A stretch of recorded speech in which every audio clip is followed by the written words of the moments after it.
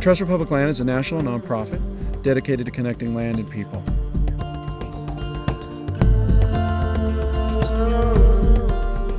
So we're here this weekend celebrating the conservation of approximately 1,500 acres on and around the Sierra Buttes. TPL works with willing sellers to purchase and conserve land for open space. TPL doesn't own land on a permanent basis. Instead, we work with local partners. In this particular case, we're working with a private nonprofit, a local land trust, that's going to own and manage these properties on the Sierra Buttes. We've relied very heavily on our relationship with the Sierra County Land Trust. So, the big benefit is that it will continue to be accessible to the public for hiking and snowmobiling and fishing. And this lakes basin, which is has been the focus of our work, is incredibly important to the economy in Sierra County.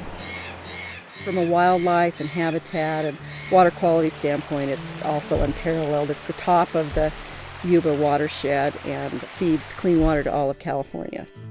In addition to the spectacular beauty of the landscape itself, the Sierra Buttes offer a multitude of opportunities for summer and winter recreation. And that's really what TPL is about, is connecting land and people.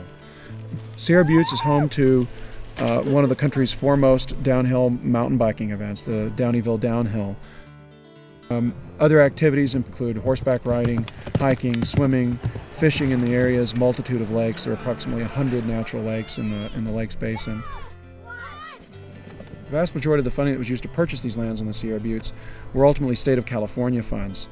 Well, the Resources Agency, in which I am secretary, gave over $5 million of bond monies for the acquisition. It's not just at the head of watersheds that really matter to us, but it's one of those once-in-a-lifetime vistas that you hope will be there for future generations. One of the greatest aspects of my job at the Trust for Public Land are the relationships that I'm able to form with people. Then we have a long history of my father coming up here as a boy, and he once said, "I would like to someday purchase this property."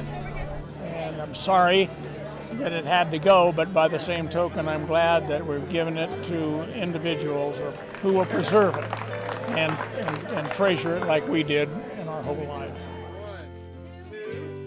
Private philanthropic donations are absolutely critical to what we do. There are places like this all over the world that are sacred, incredible retreats. I am involved in two ways, both from a deal-making perspective and a donor perspective, and I was so glad to have the opportunity to help fund the permanent protection of this space. Without that level of support, it's arguable that none of these acquisitions would have ever taken place.